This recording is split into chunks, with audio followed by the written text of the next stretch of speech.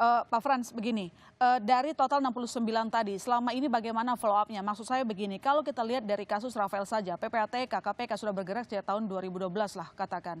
Lalu kemudian perkembangannya seperti apa saat itu? Maksudnya kemudian apa sanksi yang diberikan? Mengapa Rafael juga masih melenggang bebas, bahkan karirnya nanjak, jumlah hartanya naik signifikan? Boleh dikonfirmasi, Ya, Pak? jadi kalau yang sudah kita lakukan penindakan juga ada sebenarnya, Mbak Ilona. Oh, Cuman kita apa tidak umumkan, konsekuensinya, Pak Frans? tidak umumkan kepada publik. Ada bersesuai dengan peraturan penegakan disiplin dari ASN sesuai standar Hmm. ASN. Hmm. Ada yang ditunda kenaikan pangkatnya, Mhm. kemudian ada yang tidak dibayarkan tunjangan kinerjanya, bahkan ada sampai yang ke non-job atau pelepasan jabatan juga. Jadi Hmm. bermacam-macam tingkat, tergantung tingkat kesalahannya. Dan ini sudah Oke. dilakukan dalam beberapa tahun terakhir ini oleh Inspektur Jenderal. Cuman kan karena selama ini memang tidak kita publish, tapi kita umumkan juga di internal, maksudnya supaya juga ini menimbulkan efek jerah, Mbak Ilona, kepada para pegawai Mhm. yang lain. Dan Mhm. ini mereka juga tahu, misalnya ada pegawai di kantornya yang tahu tadinya misalnya menjabat sebagai kepala seksi, kok tahu-tahu sekarang non-job. Nah, ini juga akan menjadi efek jerah bagi mereka. Dan selama Oke. ini kita juga sudah melakukan kerjasama dengan pihak KPK, Mbak Ilona. Jadi Oke. apabila memang nanti kita tengarai bahwa pegawai tersebut ada indikasi untuk pelanggaran dalam hal ini pidana, tindak pidana, itu kita biasanya kerjasama dengan aparat penegak hukum dalam hal ini KPK. Oke, bekerjasama dengan KPK. Baik, nanti saya lanjut lagi ke Pak Frans, saya ke Pak Sidi dulu. Pak Sidi, eh, kira-kira selama ini mungkin dari keterangan ataupun yang dirasakan oleh pelaku usaha, dari praktik penagihan pajak atau sistem pelaporan, apakah ada hal-hal yang kurang mengenakan, yang kurang menyamankan kepada pelaku usaha, contohnya tiba-tiba memberikan tagihan besar, katakanlah begitu, atau ada hal lain? Ya, kalau yang kami ketahui sih kalau tiba-tiba pengusaha itu mendapat tagihan besar atau wajib pajak mendapat tagihan besar tuh nggak seperti itu ya. Tapi, Karena setahu kami itu selalu ada proses gitu. Di situ kan oke. melalui prosedur pemeriksaan dan sebagainya. Jadi nggak ujuk-ujuk begitu. Hmm. Tapi tidak menutup kemungkinan mungkin ada yang misalnya pelaku usaha yang mungkin mengabaikan gitu ya. Mengabaikan proses itu sehingga nanti sudah berlarut-larut terjadilah itu nanti misalnya pemblokiran dan sebagainya sampai giseling penahanan dan sebagainya. Itu tidak tertutup kemungkinan gitu. Nah, kalau proses-proses tadi sebetulnya seperti yang saya utarakan sebelumnya, prosesnya itu udah lebih convenient. Bahwa semua itu bisa dilakukan melalui e-reporting gitu ya. Nah, itu sudah menjadi lebih baik gitu. Tapi ya tentu ya namanya pengusaha kalau namanya tentu mendapat surat dan sebagainya itu ya sesuatu yang biasa lah. Artinya Hitung-hitungannya istilahnya suka surat beda cinta gitu ya. gitu kan, yaitu bagian dari dinamika berusaha.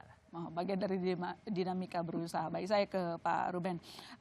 Pak Ruben, tadi karena memang Anda mengatakan bahwa ada sistem yang harus diubah. Kalau kita lihat kan juga ada compliance gap ya, sering begitu ya. Misalnya jumlah nominal yang harus mereka bayarkan ternyata sebenarnya tidak sesuai dengan yang seharusnya mereka bayarkan. Nah, bagaimana supaya Kementerian Keuangan, Ditjen Pajak di sini bisa mendeteksi manipulasi data ya, bisa disebut seperti itu. Silakan Pak Ruben.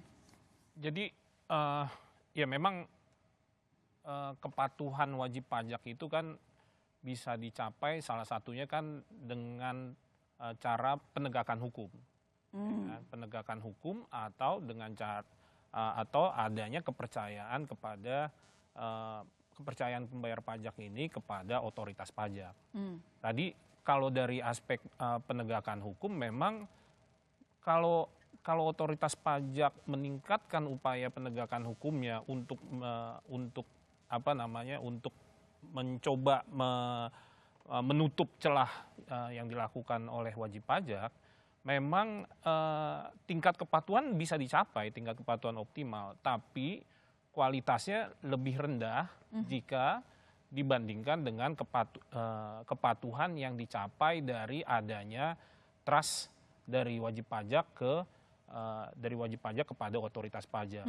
Jadi seperti yang Mbak Ilona sampaikan tadi, ya kalau memang otoritas pajak merasa melihat adanya gap yang cukup besar antara potensi dengan yang terrealisasi, pilihan di otoritas pajak ya gencarkan penegakan hukum atau justru tingkatkan upaya-upaya yang bisa mengakumulasi kepercayaan masyarakat itu gitu. Nah, peningkatan kepercayaan masyarakat akan menciptakan iklim yang saling bersinergi nih Oke. antara wajib pajak dengan otoritas pajak.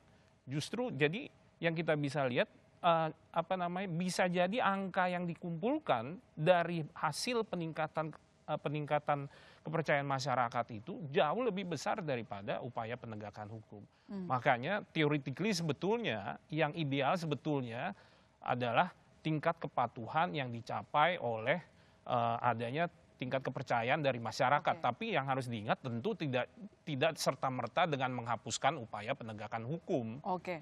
Gitu. Ngomong-ngomong soal penegakan hukum, tadi kan Pak Frans mengatakan bahwa ada sanksi disiplin sesuai dengan ketentuan begitu Iya, ya iya, untuk para pejabat yang suka main belakang begitu. Iya. Tetapi bagaimana dengan wajib pajaknya, even Ya. itu badan maupun juga pribadinya. Maksudnya begini, saya ambil contoh lagi yang terbaru lah, RAT begitu ya. Nomininya ada di luar negeri katanya, artinya dia nggak bergerak sendiri. Nggak cuma wajib pajaknya, dianya, dan pihak-pihak yang lainnya. Nah ini bagaimana kita bisa menutup jalan mereka mengurangi pendapatan pajak negara begitu. Ini kan perampokan ya sebutnya. Iya. Tadi ini kan sebenarnya satu case ya.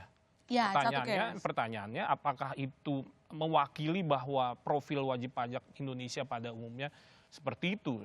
Saya rasa tidak. Untuk bisa pun dengan diambil, Ijen pajak itu pun oknum ya. Saya yakin masih banyak yang oke.